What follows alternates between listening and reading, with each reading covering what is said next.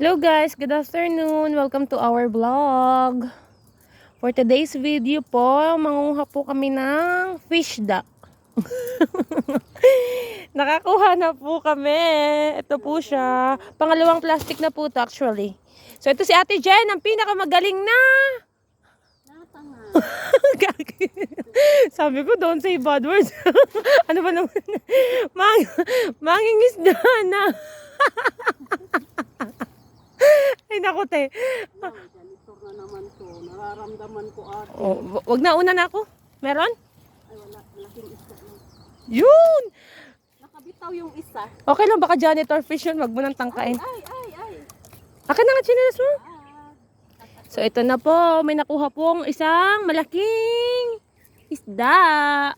Paisa-isa na lang siya. Baba. Americana. Wow. Tapos green eyes. Foreigner. Foreigner itong isda na to. Foreigner po. Ate, wag mong pansinin, utang na loob. Nandyan lang pala. Bisa mo, paalis na ako dito. Ayun na po guys. Te, dito ako sa video ka tumingin. Wag mo akong i-distract sa mga bagay-bagay. Huwag mo siya i-distract sa janitor fish. Ayan na po.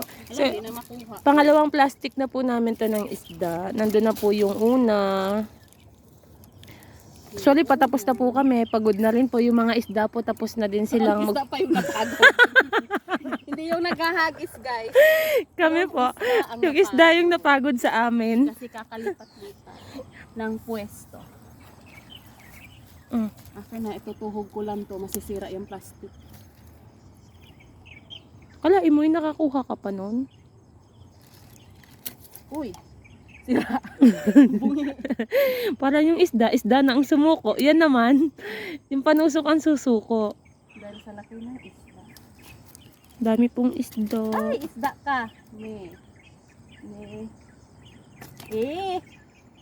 Lumalaban siya. Ala, on the way na dito ni janitor fish.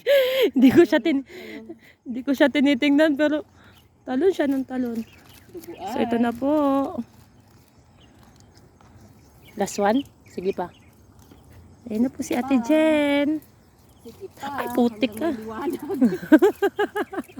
Grabe pa nga kailangan natin ha. Bibigay ko naman din kung hindi Ito kaya po. ng rep ngayon. Bigay ko ng ngayon.